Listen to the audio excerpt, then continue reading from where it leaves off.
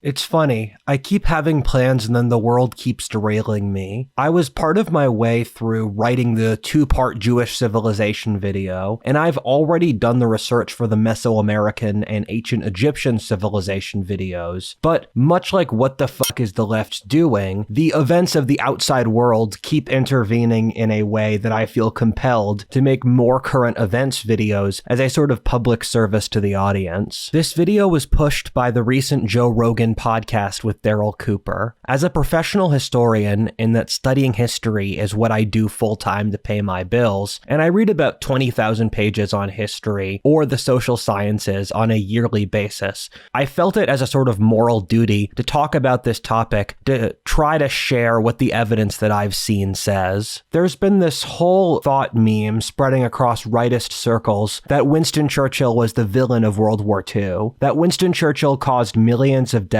due to not signing a peace treaty with Hitler in 1940, that Churchill was the main driving variable of the war and contrary to the decades-old Anglo-Saxon tradition, which sees him as a hero. Let's unpack whether or not this is correct.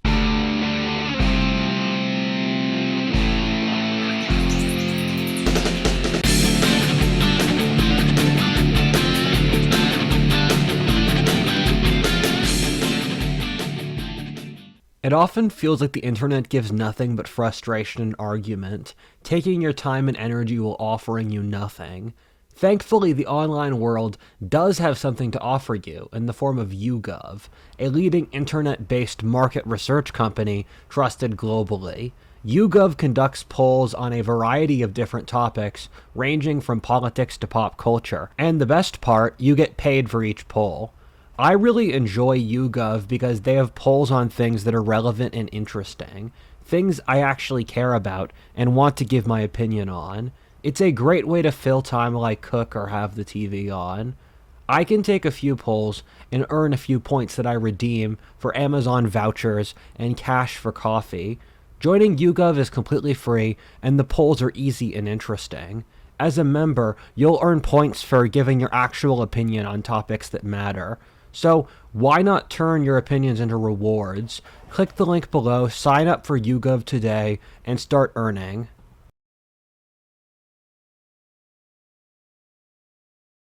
Part 1. Why reading books is important. One of the things that really shocks me with discourse today is it seems like no one reads books anymore. This is one of the things I've spoken about in previous videos, in which, having met dozens of kids who went to the Ivy Leagues in their early 20s, and I'm Gen Z, I'm in complete shock that almost no one reads today. This is true of, as I said before, the Ivy League class of people, as well as the political pundit class for both the right and the left. I even see it with professors. The problem with this is that the internet is actually really bad at learning. I try to almost completely avoid the internet now, since it's like a closed, fetid pond in which the same water is stuck together in a pool. Whenever I go online, I find it's always the same opinions, information, and the like stuck in the same algorithms. There's almost no contact or intermixing between these different algorithmic vortexes, which means that when I periodically check in on the leftist internets for research purposes, I'm completely horrified at the things they believe. Reading teaches a certain caliber of knowledge that you can't find online, which is why I read about 70 books a year. Books offer a deep contextual frame of knowledge which the internet lacks. The internet operates under hot takes, removing wisdom, and turns all of us into children. It's frankly disgusting to watch. This means almost no one has even a basic context of the history of the war, and as an example, these are my favorite histories of World War II. John Keegan is probably the best military historian alive today, so everything he writes is good. Liddle Hart is good, but he also has too many axes to grind about North Africa. The rise and fall of the Third Reich is too long and it needs an editor. Bloodlands is excellent but only focuses on the Eastern Front and the social side of it. JFC Fuller's 3-volume History of Western Warfare is also excellent, with the 3rd volume mostly being about World War II. Childers also has a wonderful Great Courses series on World War II as well. When I'm talking about reading World War II history books to understand the context, I don't mean books that are written to argue clear claims from compiling or cherry-picking evidence together. such as why the Holodomor actually only killed 2.3 million people by Commie McTankey, or why America at D-Day was the chadliest country ever by Patriot McAdams. Rather, general history books, which exist to explain the entire narrative of World War II or theaters of World War II through the context of trying to understand why each side made certain decisions or how the war fits together.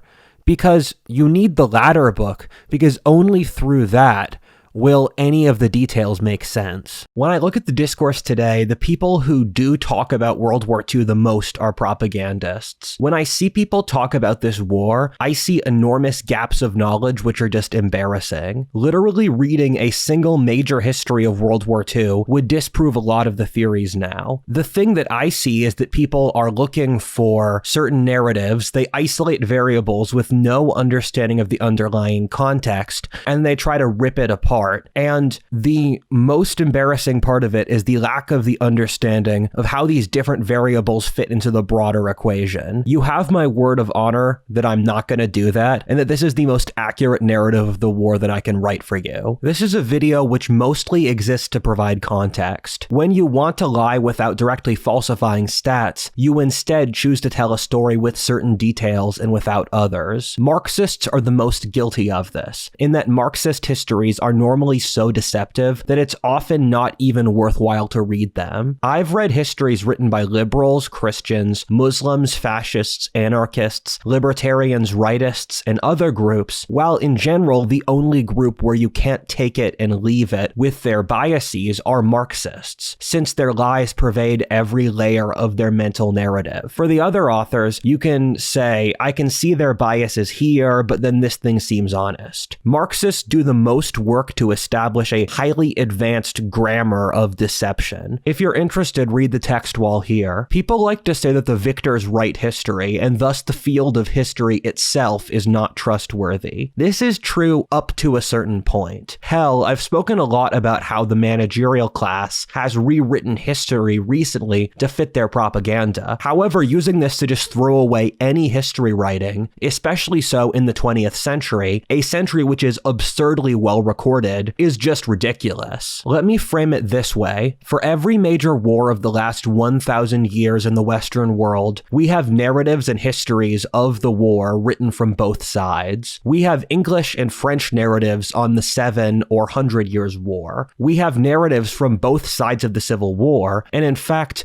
the Southern narrative in that war was the dominant one for about a century. For World War II, the Nazi narrative isn't some hidden conceit that's just been discovered. The 20th century is absurdly well recorded. We have multiple books on Hitler's private correspondences and dinner conversations. Many of his generals wrote autobiographies which have been out for decades. The Nazis had loads of movies, propaganda, battle plans, and stuff to argue their point of view. My father is a classical liberal-style conservative and is an expert on Marxist political theory, having read over 200 books on the topic. This was all stuff he was reading in the 1970s. This was a less cucked society on this sort of topic, so all of this stuff was out in the open and you could buy it at bookstores. The complete foaming at the mouth leftist hatred of the Nazis was relatively recent. In other words, we have literal quotes from the mouths of the Nazis, as well as records of the trains, military formations, supplies, propaganda, communications, and anything else you could ever ask for of every major power in World War II. It's hard to overestimate how well recorded the 20th century is. It's impossible to hide anything for this long, as we can see with how the Western Marxists, who tried to cover up the horrifying atrocities Mao and Stalin committed, but then decades later the evidence came out like a flood that the communist atrocities were worse than anyone imagined. When you're looking at people obfuscating 20th century history, it's mostly due to removing context rather than just lying about facts. People will say that the czarist government that came before the communists was innately innately primitive and innately impoverishing, and people were starving, while the reality is the exact opposite. The Tsarist government was having mass industrialization and wealth growth. Or people try to cover up communist atrocities, or they try to make the Kaiser a worse player than he was. So this does happen, but because the 20th century is so well recorded, it's pretty easy to fact check it, and it's nigh impossible to lie about entire historic events. So the funny thing here is that lots of the Nazi apologists don't even make the arguments that the Nazis did, and it's frankly hilarious to watch that all of the information is here and they choose not to use it. Part 2. The Nazis. It's funny hearing people today talk about the Nazis because for all of their faults, the Nazis were not apologetic. They literally said on an incredibly frequent basis that the main role of the Nazi party was the genocide and enslavement of the Eastern European Slavs, whom they saw as subhuman. Hitler constantly said this at the time. It's writ all over Mein Kampf, part of the public Nazi state statements and completely intermeshed with their narrative of the world. I'm going to make a video soon explaining the social structure of Nazi Germany from using my civilizational analyses, and I'm going to talk more so about that later. The Nazis were racist in a way that's so unapologetic that even modern racists would balk at it. The Nazis openly rejected Christian values, which believed in the value of the human soul. When they invaded Eastern Europe with Operation Barbarossa, they openly told their soldiers that they were encouraged to cause horrifying atrocities against the local Slavs rather than hold back. The legal charge for Nazi soldiers raping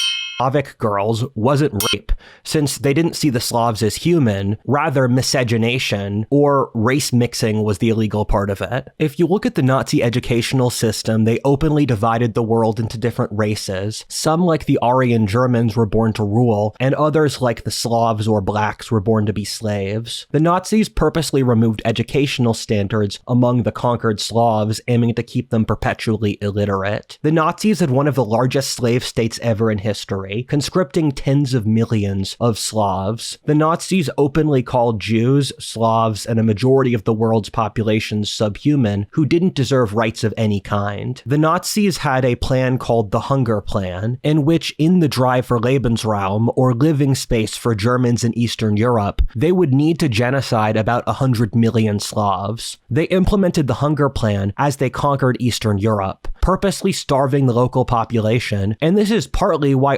almost all of the deaths in the European theater of the war occurred in the East, where over 30 out of the 40 million deaths occurred. 1/5 of Poland's population had died by the end of the war. Hitler openly planned to completely level the major cities of Russia, butchering the entire population of Moscow, turning it into a lake, returning Leningrad to a swampland and giving it to the Finns, alongside genociding Kiev, turning it into the new hub of the German colony of Ostland. This is all stuff the Nazis were really proud of. In their moral code, it wasn't wrong, since it was Darwinistic common sense that the strong should consume the weak and use them to improve themselves. The Nazis had already designed the imperial structure of the coming German Empire, in which the Slavs would not survive west of the Ural Mountains, and the Volga River would become a new German Mississippi. This is all stuff that's so completely obvious, and no honest historian would disagree with. The Germans were intensely resentful that other peoples, whether the Russians or the Anglo-Saxons or the French, were able to form these large colonial empires where they could form these enormous diasporas that they could draw power from, and Hitler's goal was to turn Eastern Europe into the German equivalent for what North America was to the Anglos. The Nazis had literal pre-established death squads called Einsatzgruppen who existed to scout out those with lower quality blood in their worldview and then murder them on the spot. This included Slavs, Jews, gays, gypsies, communists, or labor organizers. The Nazis constructed literal industrial death camps, which we have photographic proof for, train records of their supplies, their literal construction, confessions the Nazis were doing them, explanations for why they did it, and more. I challenge any Nazi apologist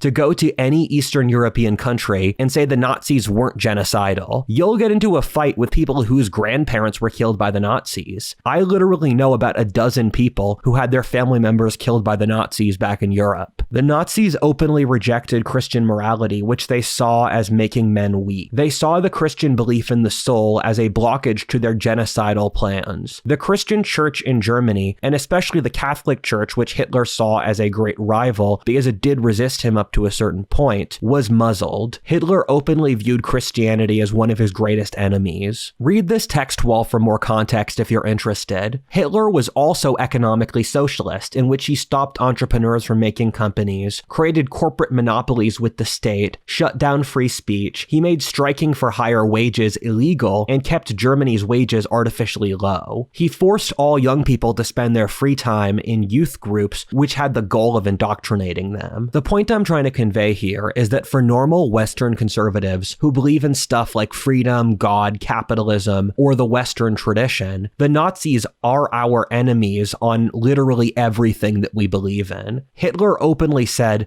that the classical liberal were the great ideological enemy to Nazi Germany, and that on an ideological basis they were closer to communists, in that National Socialism was the correct new form of socialism. I see so many people on the right simp for the Nazis, and I chuckle at how naive they are, given this was a society and state openly built to exclude them. I'm shocked almost no one on the right who's against Churchill talks about this, given reading a single book on World War II would teach it. I see so many rightists hand-wave the German conquest of Europe as unimportant. Churchill could have just made peace with the Nazis, who were reasonable players. The unpleasant reality, which people, including Churchill, knew at the time, was that allowing the Germans to take the European continent would be reconciling about half of the continent to probably the worst atrocity in human history. Even if Hitler never invaded Russia, there still would have been a lot of genocide in Poland, a rich, beautiful Catholic country going back a millennia. Furthermore, Poland was a strong British ally, which meant that they would be reconciling their honor-bound alliance to national extinction. Secondly, Hitler's entire plan was the genocide of Eastern Europe. This was literally the only thing that he really cared about. He purposely de-emphasized the Battle of Britain, Dunkirk, and the North Africa theater in order to put 80% of his forces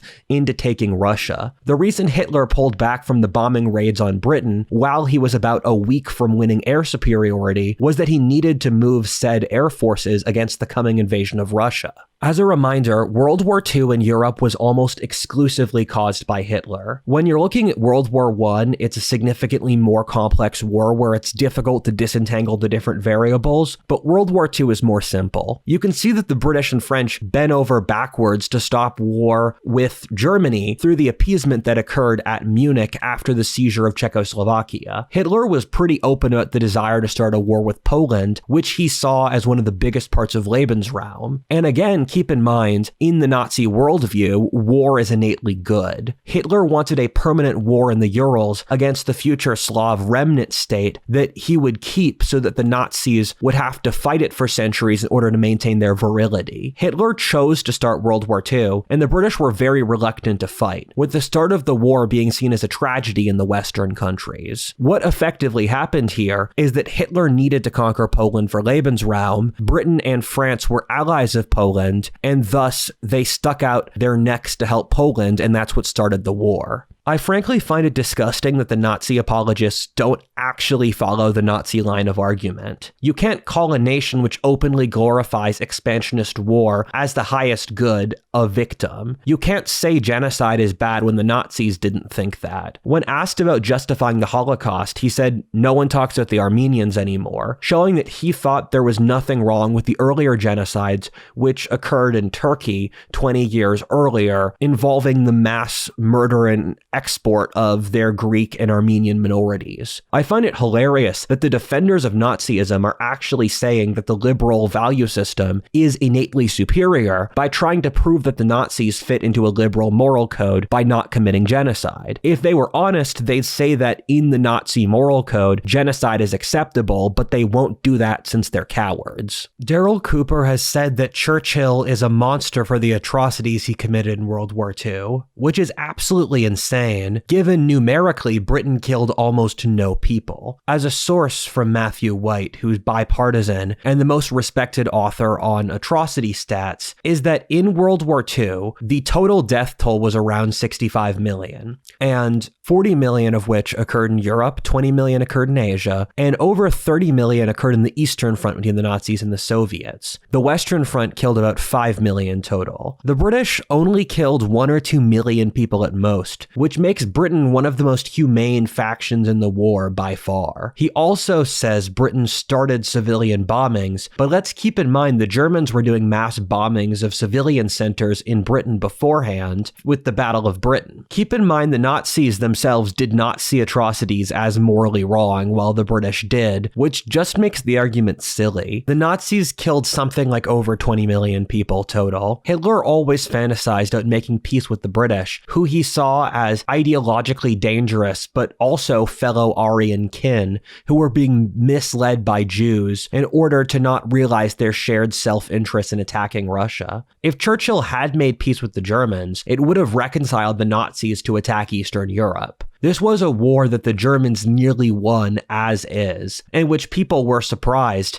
at how well the Russians fought due to their recent loss to the Germans in World War I. My business manager is a huge World War II buff and has read every major book written on this topic in the last few decades. I've had him watch this video and add his extra analysis on top of my own reading. He agrees that no serious historian can disagree with any of this stuff. The Nazis were really, really evil, and they built genocide as the most foundational part of their worldview. The thing is that going back centuries, the British's dominant strategy was preventing the unification of the European continent, which you can either see with the Spanish, French, or Germans over the course of the modern period. Having a German empire stretching from the Atlantic to the Volga would be a nightmare for Britain, given they would be powerless against a unified Europe. As we've seen over history, Britain has done literally everything it can to stop a unified Europe, which is a wonderful transition for the next segment. Part 3.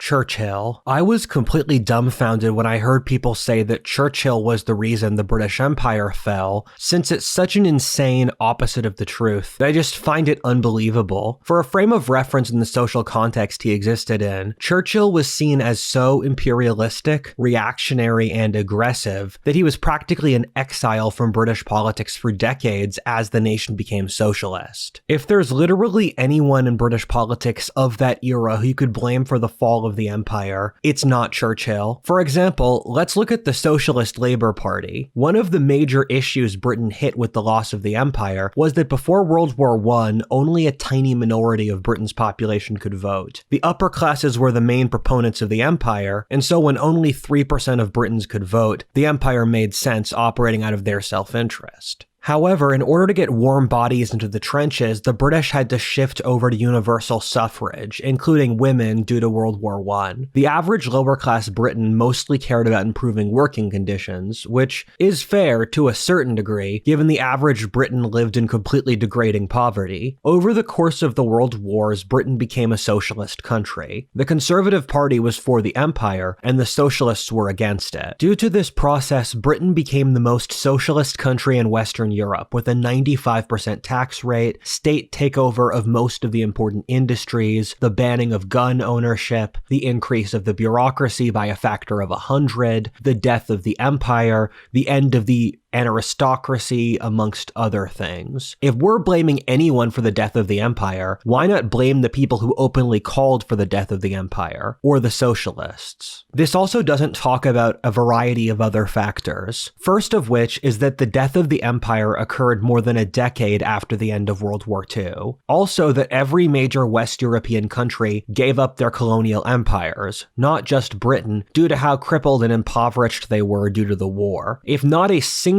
European colonial empire survived, this feels like a historic current that a single man couldn't stop, since de Gaulle in France clearly couldn't, even though he tried really hard. Same thing with Franco, the Portuguese, or apartheid South Africa, who all tried to maintain their empires by tooth and claw but failed. You could blame the US, which offered Britain and France loans in order to keep fighting the war, while heavily implying that the Europeans should give up their empires as a way to pay for it. Churchill was even even seen as too radical inside the Conservative Party. Keep in mind Chamberlain, the previous Conservative PM of Britain, bent his back over to appease Germany before ultimately failing. He was widely loved for it at the time and was considered one of the greatest men of his time for appeasing Germany before the war started. Churchill was seen as the far right of British politics, a figure who himself said he was born in the wrong century. Churchill was used by the British people to win the war in that he was only placed in power after the British were terrified of German conquest in 1940, and then he was immediately taken out of power the second the war ended and was replaced with a socialist who gave India the crown jewel of the empire, containing 80% of its population independence. The British saw Churchill as an insane crusader radical who they used for wars and then otherwise saw him as too reactionary and stuck out of that era for modern governance. Churchill was not responsible for the general direction and decline of the British Empire. In fact, he was a lone madman screaming against it. I see a lot of the current discourse on Churchill completely ignores who he was as a person, using him as a political symbol rather than as the human being he was. This is one of the things I find inexcusable, where I think it's completely normal and healthy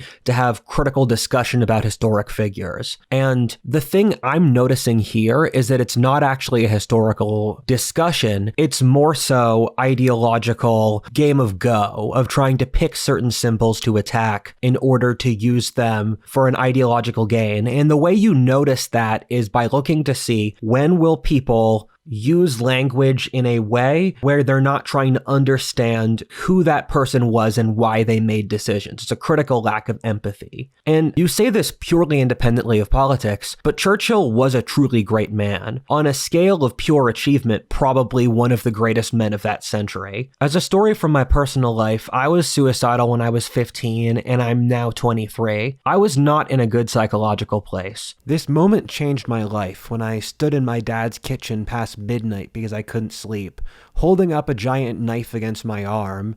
Then I thought, wait, if I have a knife, why am I using it myself? That day, I realized that no matter how bad my life became, if I lived a life of honor, it would all be worth it. There were 3 books that, at that critical juncture of my life, made me turn things around. One was George Orwell's 1984. The second was Marcus Aurelius's Meditations. And the third was Churchill's autobiography, which he wrote when he was 24, which is my age. And the thing that I found so inspirational about Churchill as a teenager was that by such a young age, he went from a teenager who didn't do well in school and wasn't popular, and then as a young man, he became such an incredible hero. He fought in the last major cavalry charge in British history at Omdurman in the Sudan. He fought in Afghanistan, Cuba, and escaped the concentration camp by himself in the Boer War in South Africa. He wrote the autobiography right when he was running for Member of Parliament at such a young age. The thing that I found so inspirational about Churchill when I read about him as a teenager is that he was able to attain greatness in multiple different fields, being a modern Renaissance man. I realized at that age, if I could study how he attained greatness, I could reverse engineer it myself and use it for my own life. This inspired me to live the crazy life that I've had, including dropping out of college at age 18 to live as a digital nomad in 6 countries, hiking 600 miles in the Appalachian Trail alone, going on my various spiritual journeys, turning this channel into a successful business that makes 6 figures a year, how I ran a group for influencers in Los Angeles, became involved in conservative politics, and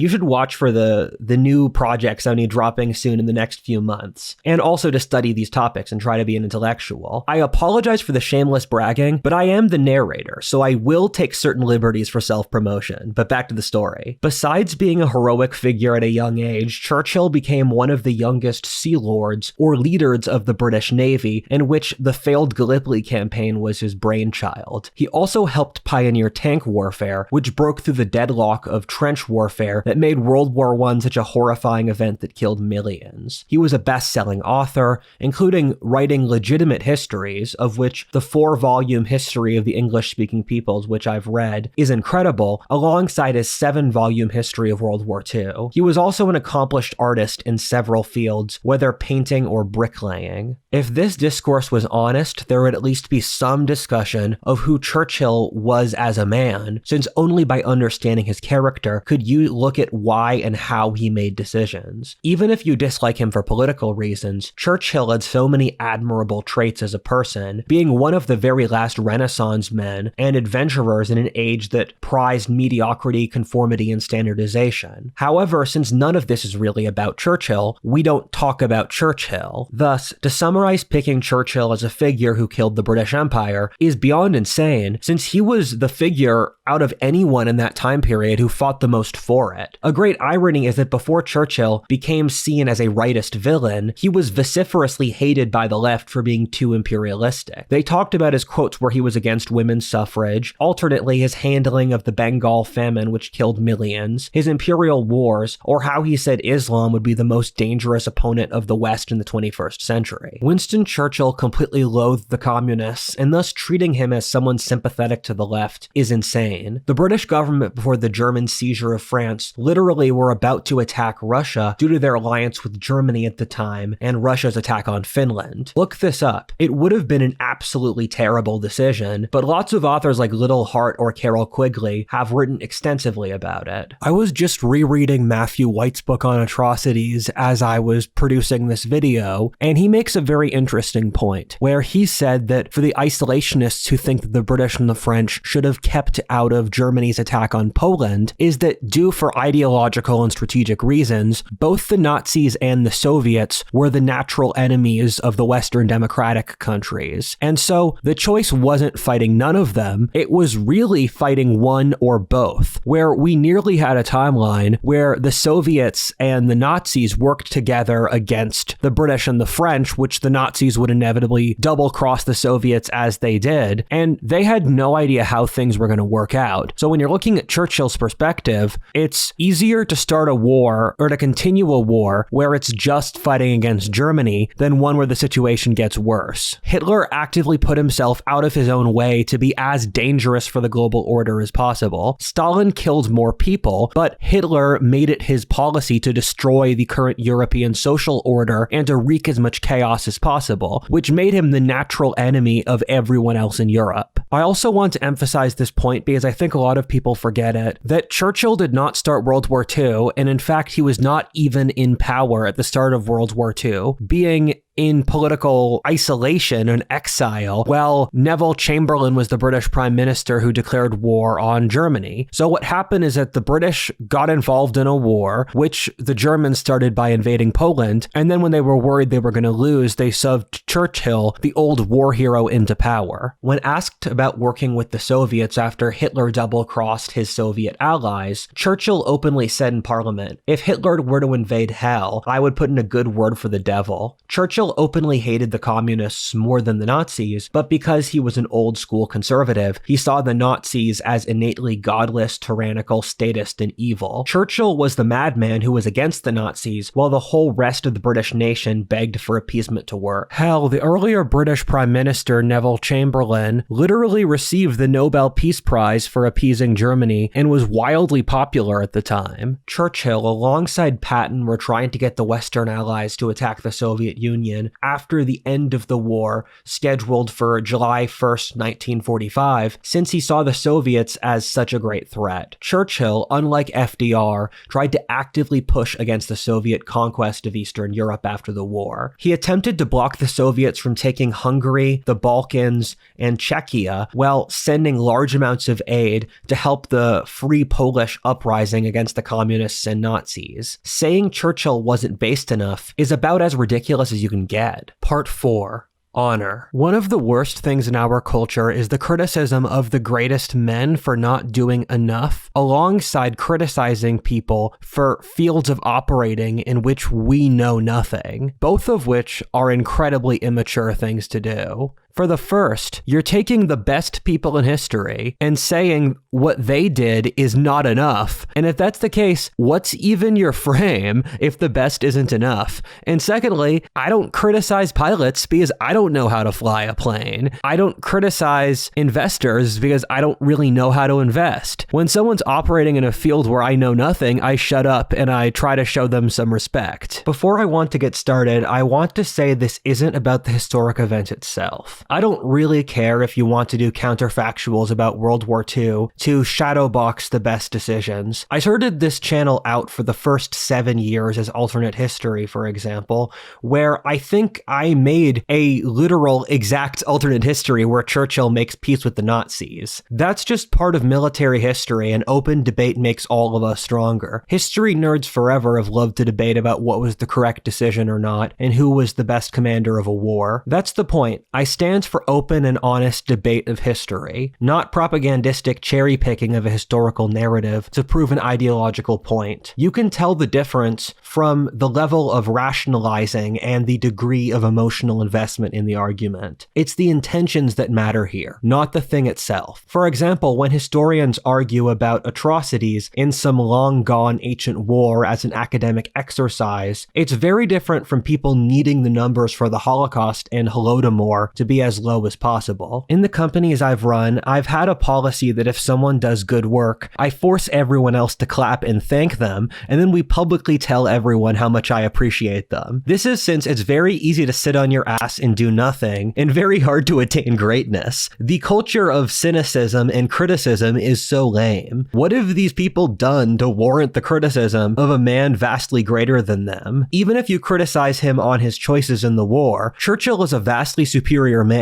by every conceivable metric than almost anyone who criticizes him. Of course they don't like him since he's better than them. Lower forms always envy higher forms, which is why America or Rome attracted so much envy. The words of lower forms mean nothing but squawking since they do not understand the weight of responsibility, horror, duty, and history. I know Churchill is vastly superior to me, and so I give him a certain degree of respect for not understanding the things he lived through. In the same way that tribal peoples in the Amazon can't be expected to understand modern society, or you shouldn't expect radical Islamists to understand the Western liberal tradition, or children to understand the responsibilities of an adult, none of us can understand the pressure Churchill was under in this situation. The weight of responsibility is something where those who don't have it cannot really understand it. I'm inferior to Churchill as a man, but as a CEO with employees and a platform, I know an inch of how hard what he did was. I constantly make mistakes and screw up. That's since the act of leading is intensely difficult. I challenge any of you to do a better job. When you're looking at a war, you have to realize there's a million different pressures, and the people at the time don't know what's going to happen. Please have some empathy with not knowing how difficult this era of history was. People are terrified today since scary things are happening. None of us know the future. People at the time had no idea what was happening in World War II. When you look at the lives of great men, they all make mistakes. We all do. I think creating a culture where we tear down the great by selectively looking at their mistakes is frankly morally disgusting and motivated almost entirely by envy. This is how the left acts, and it's a tactic they explicitly invented to tear down Western culture. Now the right's doing it. Judge the greatest men by their accomplishments, not their failures, since almost everyone fails and very few become great. It's one of those things where it's not why poor countries exist, it's why rich ones do, that's the question. Because poverty is the natural state and only a handful make above it. No other era of history would see this type of criticism as acceptable. Our ancestors see us with contempt and disgust. They see us as weak men who tolerate the collapse of our society, the dehumanization of white men in their own countries, obvious lies like trans, civilizational suicide, and the most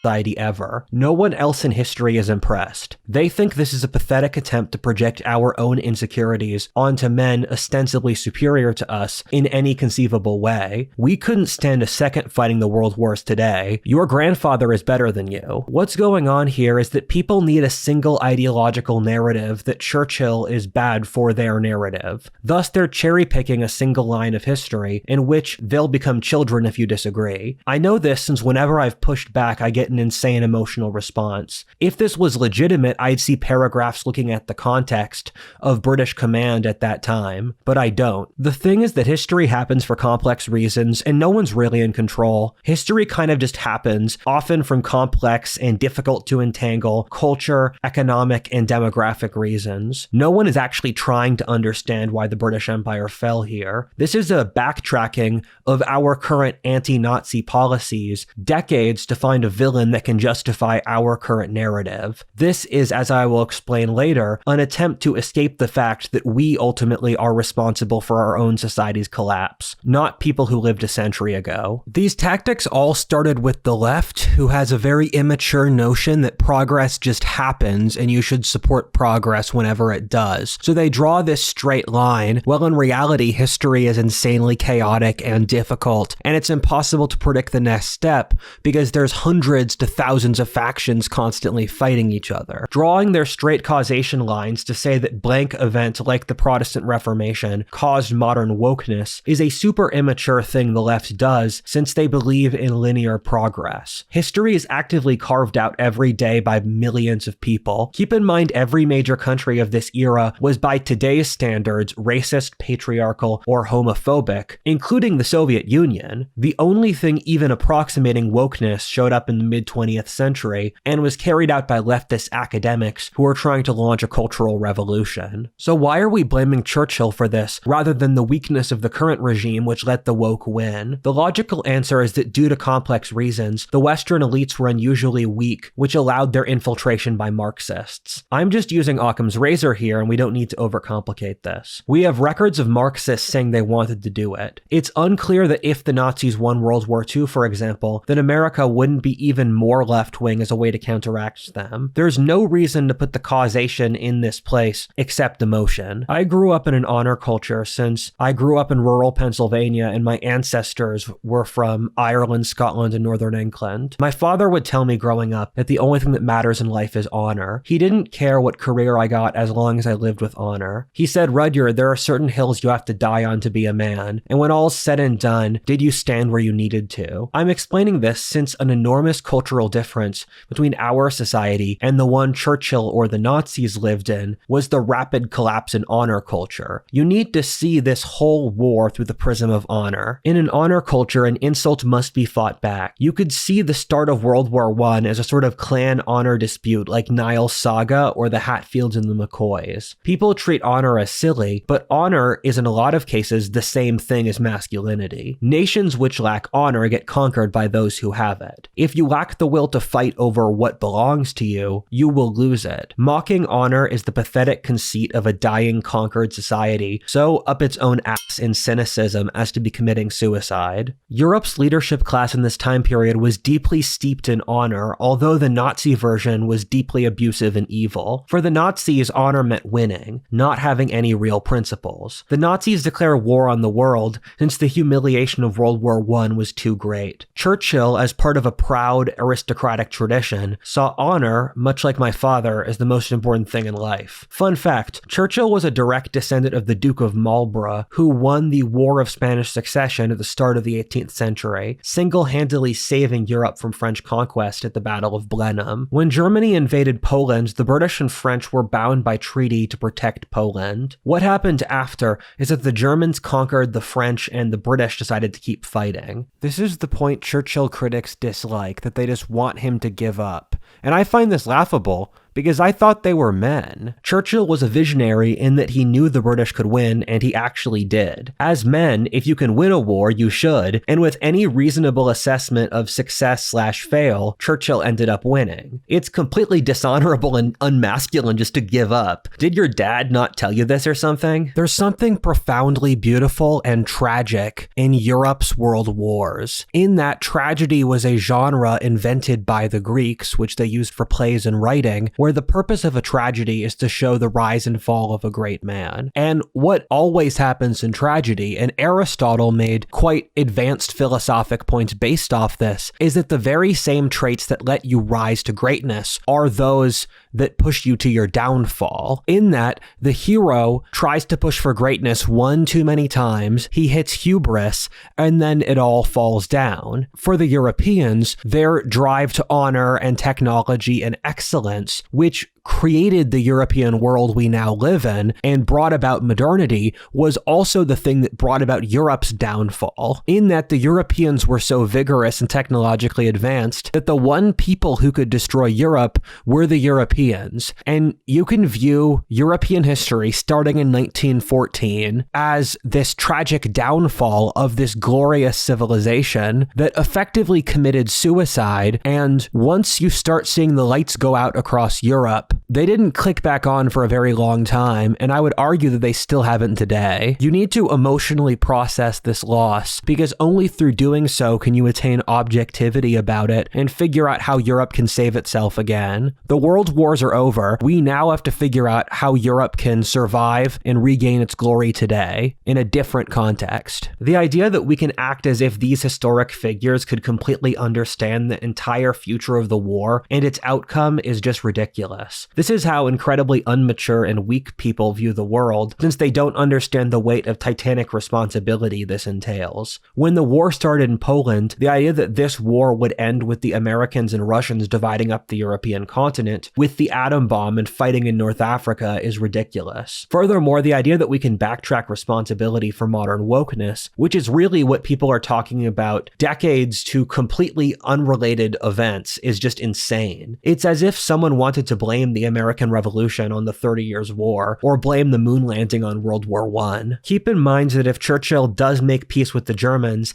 he's taking responsibility indirectly for the genocide of Eastern Europe and the creation of one of the worst slave states ever in human history. He's taking responsibility for the creation of a continental-sized power on the shores of Britain, which hates Britain. Please have empathy that at the time, he made a decision you may disagree with to achieve those goals and hoped he could keep the entire empire down the road. Britain, if it wanted to, could have kept the empire, but the British people, not Churchill, decided they didn't want to. My question is, do you want others to judge you like this? Do you think that's fair at all? Frankly, it just comes across as very abusive and judgmental. This idea that you have to read minds and predict the future to attain some impossible goal is very immature. Asking a historic figure to project decades into the future in the middle of a life-threatening national catastrophe just doesn't make sense, as well as the inability to take responsibility for the present and the need to project blame onto someone else who is better, probably out of envy. I thought you were men. Again, I repeat, I'm not against shadowboxing World War II to see different historic scenarios. If you're in that category, none of this applies to you. I am against using this to trash the reputations of historic figures for ideological goals in which people become incredibly emotionally worked up. I know most of my friends are against me on this topic. I hope that you're not taking historic disagreement this seriously. The thing I'm asking for here is rationality and respect, not really a historical outcome. If you respond to my calls for maturity and reason by being even more immature, you don't get the point. I hope you can still respect me as a thinker or a man, much as I would like you to respect Churchill even if you disagree. I had a conversation with a friend where he was trying to get me to watch Nazi apologist historic content.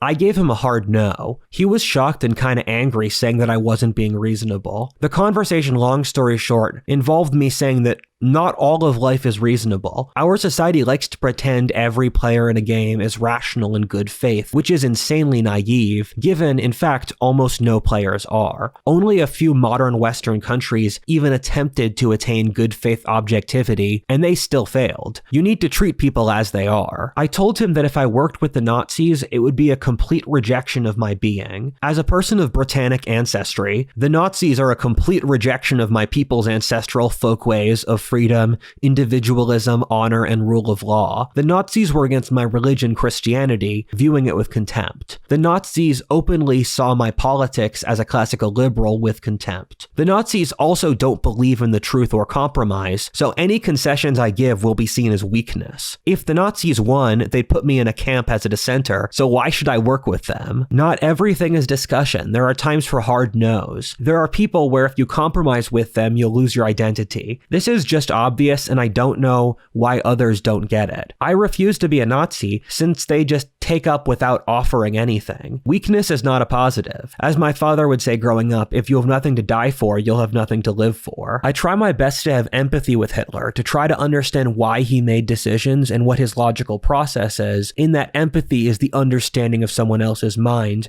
whether or not you agree. However, Hitler was not a good faith player, and so although you can have empathy with him, you have to tell him no, and you have to push back, because that's how you treat bad faith players. The sheer scale of pro-Nazi arguments on the right made me realize something horrifying. The right has no identity. I've literally tested this by posting Bible quotes on Twitter without crediting the Bible, and people who claim to be Christians call me a cuck. The Nazis are a complete rejection of Western values and who we are as a people. Pushing for the Nazis as an American is silly, since Nazism is very particular to a German context. It makes no sense here. People on the right apparently don't really believe in God, freedom, truth, Anglo-Saxon values, or anything like that. They are consumed with hatred of the left and their own nihilism. Thus, they support those who will destroy everything they love, as long as the left still hates them. Part 5. You're being manipulated. I've stopped using Twitter for the last 4 months, and I don't intend to start using it again soon. That's since something palpably evil is happening online now. I try to avoid the internet at all costs now, since I can see people going crazy and losing their souls. I know I'm not special, and so like a real illness, I try to close off contact to the pathogen so as to protect myself. The things I see every day are a complete rejection of my values, what I was raised with, and my people's traditionally, which is scary. Let me spell this out. Values exist for a reason. People don't realize that today, since most people are stuck in permanent adolescence. They never feel real suffering or consequence. They have no idea how our ancestors, including many great men like Churchill, made a society so wealthy and stable that their descendants could degenerate to the point of complete childishness. The reason we have values is that without them, very, very bad things happen. They don't exist for no reason, and your actions have consequences. Most people see LARPing for some insane political position online as fun,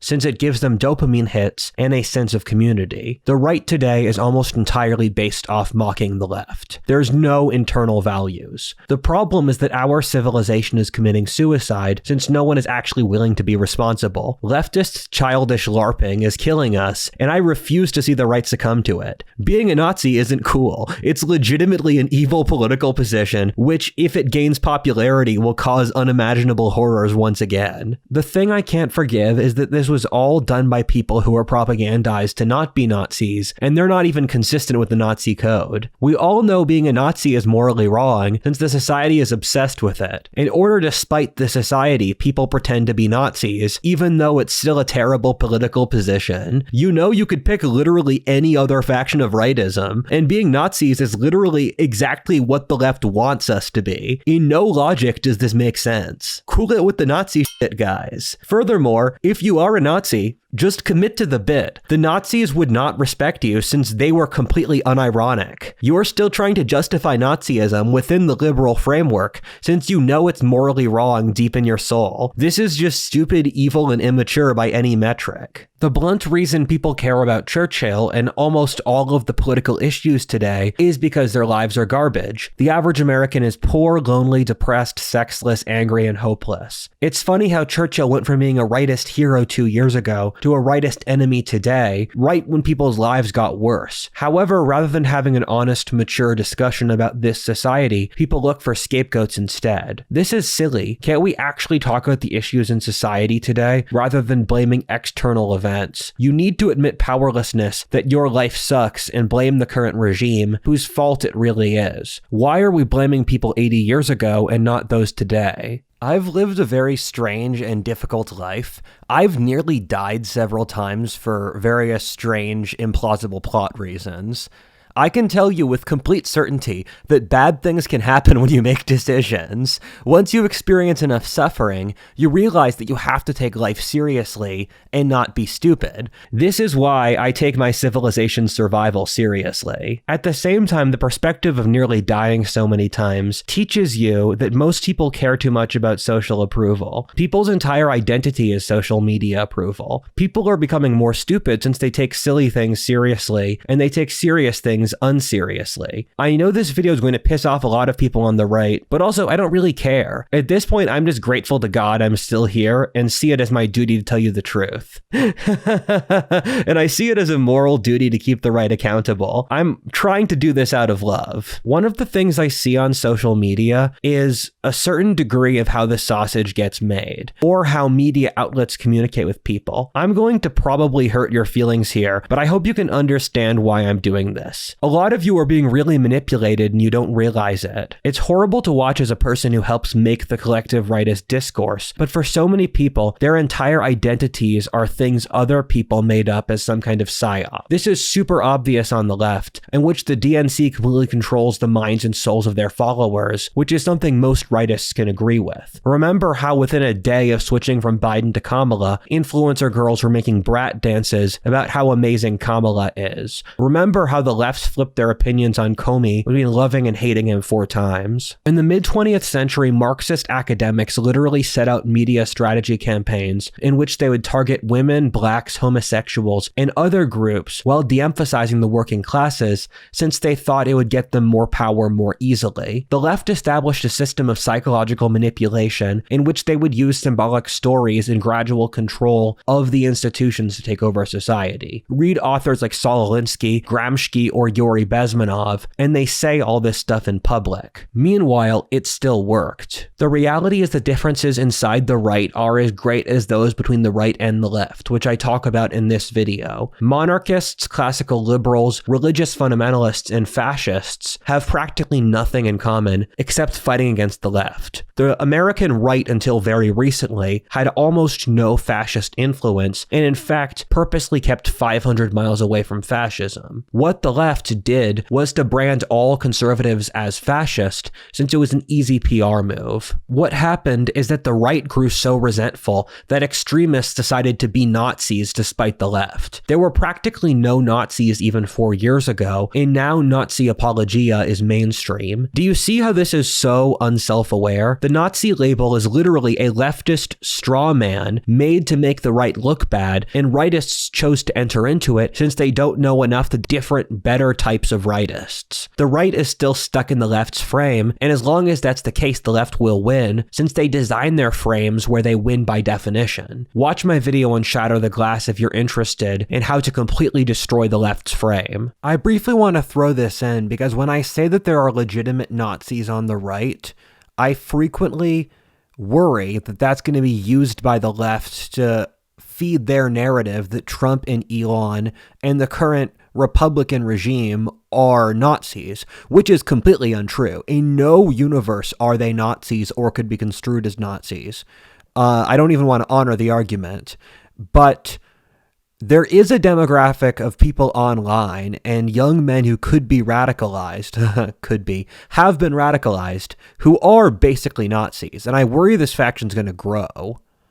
A lot of you folks are being manipulated by the left into being Nazis and you can't realize it. American rightism has its own tradition, completely independent from the Nazis, so we have no reason to do this. I mean, if you want to be racist or sexist, you can still do that as a classical liberal. Hell, I'd take monarchism first. Secondly, the Churchill discourse only really makes sense from a fascist prism. We went through there's basically no narrative where Churchill is responsible for the fall of the British Empire. The narrative here literally is that Churchill is bad since he didn't give up to the Nazis. That's so obviously Nazi propaganda. Imagine if we said George Washington was bad for not giving up to the British, or we should have given up to the Soviets. This is the exact same thing communists do, where they try to convince nations to give up to the commies. The people who do so are called useful idiots by the communists. When someone tells you you need to give up and lose a war for your own best interests, they're manipulating you. That should be obvious. We have a nasty tendency towards naivete and gullibility today, which is killing us. We don't take genocidal radical Islamists seriously, and we let suicidal communists gain complete dominance of the institutions without raising a finger since we're gullible and silly. I don't know why this is so hard to see. The Nazis are completely open about what they believe. I feel like I'm explaining to a female friend why the bad boy is so obviously terrible, but she's excited by how dangerous he is. Isn't it strange that so many people change their mind lines on Churchill overnight without reading a single book on the topic, well, I can promise almost all of these people loved him a few years ago. People are being turned into sheep by an algorithm and don't realize it. Remember how the Trump administration invented the COVID vaccine at the time while the left was against it. Then it flipped when Biden took power with the exact same vaccine. Remember when the lab leak was a conspiracy theory and now it's the standard narrative. A few years ago, the exact same leftists who were vehemently against the Holocaust now were shouting from the river to the sea. When Trump turned the right's position towards isolationism, the left immediately became incredibly warlike and interventionists, while they hated those things before. Hassan Piker goes from saying the military-industrial complex is bad to shilling for the Ukraine war overnight. Let's not pretend we're better than children as a society. We have an issue here. We don't believe in anything. We were always at war with East Asia. I notice these traits because I see them happening in myself and I want to stop it. Why do people care so much about random shit they saw online? I care about Churchill for partly strategic reasons. I've read thousands of pages on this topic, and he's my adolescent hero. For most of you, that's not true. You just read something on Twitter about it. It's because you don't have God, your home region to take pride in, honor, family, and other stabilizers. Of course, I don't know you as an individual. I'm speaking to an indeterminate person who does not exist. Don't let your identity be clout-seeking internet shit.